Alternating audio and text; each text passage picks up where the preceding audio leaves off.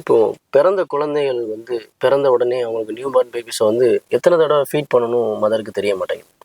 இல்ல எவ்வளோ time gap இருக்கணும்? இல்ல ஒரு நாளைக்கு எத்தன தடவ அவங்களுக்கு சாப்பாடு குடுக்கணும்? இல்ல எப்படி பசிச்சா அழுதா மட்டும் தான் தெரியும். இல்ல அவங்களுக்கு என்ன தேவை அதாவது பால் குடிக்கணுமா அப்படிங்கிற தேவை எப்படி தெரிஞ்சுக்கிறது? எத்தன தடவ ஒரு நாளைக்கு பால் குடுக்கலாம்? அதாவது ஒரு குழந்தை பிறந்த உடனே ஒரு மெச்சூர்டான ஒரு பேபி அப்படின்னு எடுக்க முடியாது. அது உடல்லையும் நிறைய இம்மெச்சூரிட்டி இருக்கும். அது ஃபங்க்ஷன்லேயும் நிறைய இம்மெச்சூரிட்டி இருக்கும்.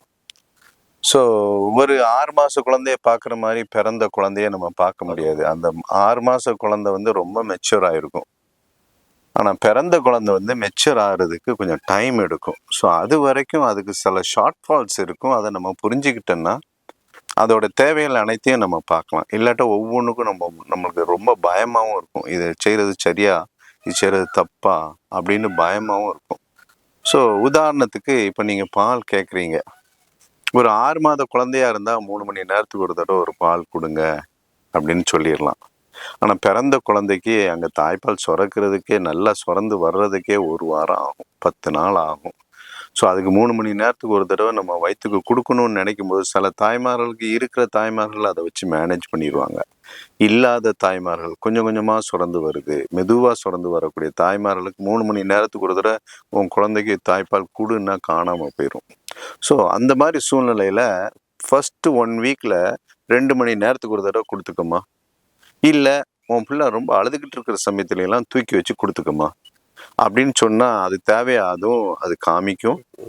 அவங்க அம்மாவுக்கும் வந்து இப்போ 2 மணி நேரத்துக்கு ஒரு தடவை ஃபீடிங் கொடுக்கும்போது போதுமான அளவுக்கு அது கிடைக்கும். சில சமயத்தில் ரொம்ப மினிமலாக first day second day 5 ml 10 ml தான் வருது. அப்போ அவங்க என்ன செய்வாங்க, அப்போ அந்த குழந்தை ஒரு 15 நிமிஷத்துக்கு ஒரு தடவை, அரை மணி நேரத்துக்கு ஒரு தடவை அழுது கேட்க ஆரம்பிக்கும். ஸோ அழுகையை வச்சுக்கிட்டு நம்ம அடிக்கடி கொடுத்துக்கிடலாம்.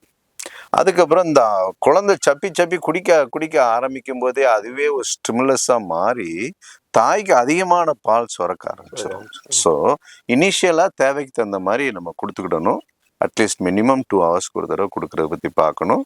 அட்லீஸ்ட் 1 மாதம் ஆயிடுச்சுன்னா, அதுக்கப்புறம் அல்லது 15 நாள் ஆயிடுச்சுன்னா ஒரு 3 மணி நேரத்துக்கு ஒரு தடவையோ அல்லது அது எவ்வளோ தேவைப்படுதுங்கிறத அதே கூட டீட்டர்மின் பண்ணிடும். அப்போ நம்ம டைமிங்ஸை கொஞ்சம் மாற்றி கொடுக்கலாம். சார் இப்போ அவங்க ஒரு மல்டிபிள் டைம்ஸ் ஃபீட் பண்ணுறாங்க, அதுக்கு டைஜஸ்ட்லாம் கரெக்டாக இருக்கும்? டைஜஷன் அதாவது பேபி ஃபீட் பண்ணி கேட்குது, அழுது கேட்குதுன்னா அது நல்லா பசிக்குது, அதனால தான் அழுது கேட்குதுங்கிறது அர்த்தம். அதனால அது ஃபீடிங் கேட்டுக்கிட்டே இருந்தால் கொடுத்துக்கிட்டே இருக்கலாம். அப்போ இன்டைஜஷன் ஏதாச்சும் இருக்கா அப்படிங்கிறது எப்படி தெரிகிறது? இன்டைஜஷன் இருந்தது அப்படின்னா மோஷன் போகிறதுல ஏதாச்சும் ஒரு இஷ்யூஸ் இருக்கலாம். சரியா? ஒன்று மோஷன் போகிறது வந்து தனியாக போகலாம், இல்லை வாந்தி பண்ணிக்கிட்டே இருக்கலாம், இல்லை வயிறு ரொம்ப பெருசாகி மூச்சு வாங்கலாம். சரியா? இதெல்லாம் வந்து நார்மலான ஒரு பேபிக்கு நடக்காது. அந்த குடல் வந்து அது வந்து நல்ல முறையில் இருக்கும்.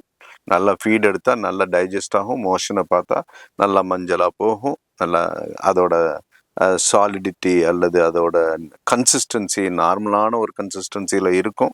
ஸோ இப்படிலாம் இருக்கும்போது நம்ம கொடுக்குறதெல்லாம் எடுத்துக்கிறதுன்னு அர்த்தம். சில குழந்தைகள் குடிச்சிட்டு ரொம்ப வாந்தி பண்ணும். அது வந்து அக்கேஷனலாக அது வந்து ஓவர் ஃபீடிங்னால கூட வாந்தி பண்ணலாம். ஸோ அது நீங்கள் டாக்டர்கிட்ட கேட்டுட்டு இந்த வாந்தி பண்ணுறது ஓவர் ஃபீடிங்னால தானா அல்லது வேற எந்த ஒரு காரணமும் இருக்கா அப்படின்னு தெரிஞ்சுக்கிட்டு சரி அளவை குறைச்சி கொடுக்க முடியும் அப்படின்னா நம்ம கொடுக்கறத பற்றி நம்ம முயற்சி பண்ணணும். ஓகே.